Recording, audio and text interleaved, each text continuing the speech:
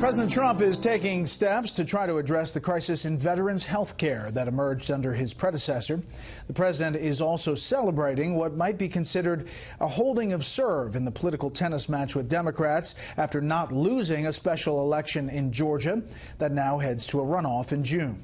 Chief White House correspondent John Roberts has that story tonight from the North Lawn. Good evening, John. Brett, good evening to you. So far, the Republicans have managed to win one special congressional election and not lose another. And while elections are very partisan things, the president is making some good progress on one issue with bipartisan support.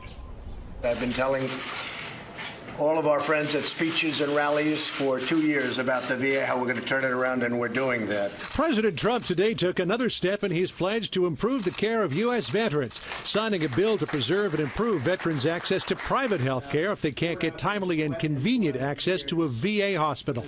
This bill will extend and improve the Veterans Choice Program so that more veterans can see the doctor of their choice.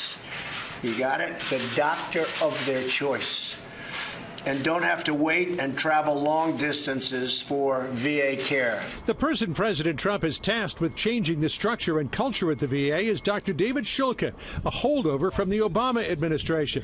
The task is like turning around an oil tanker, but Shulkin believes he can get it done. I do believe that working with Congress in a bipartisan way and with the support of our president, that we are going to do that, and you're going to see some of these long-term problems be addressed in the next couple months. While experts and patients say the VA is improving, there are still enormous institutional problems. The Obama administration was reluctant to fire poor performers, but President Trump is holding people accountable, recently replacing the medical director at the Washington, D.C. VA hospital after a scathing Inspector General's report.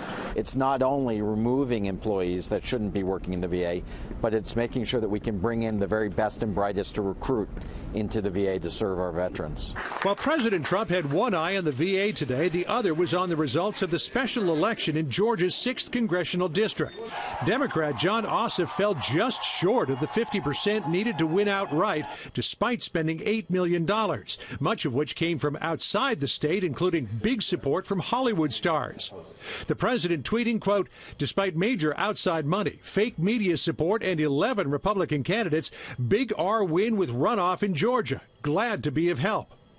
Ossoff will now meet the top Republican vote-getter, Karen Handel, in a runoff June 20th. President Trump called to congratulate her this morning and tweeted, quote, "Dems failed in Kansas and are now failing in Georgia. Great job, Karen Handel. It is now Hollywood versus Georgia on June 20th. If history is a guide, the runoff should heavily favor Handel. But the White House is already spiking the football, insisting that based on the Democrats' goals for last night, they lost. I think this was a big loss for them. The bottom line is they went all in on it. They said that their goal was to get over 50%. They came up short.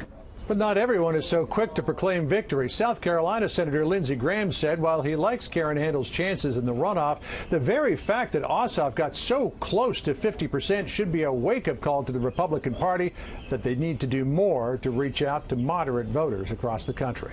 Brett? John Roberts live on the North Lawn. John, thank you.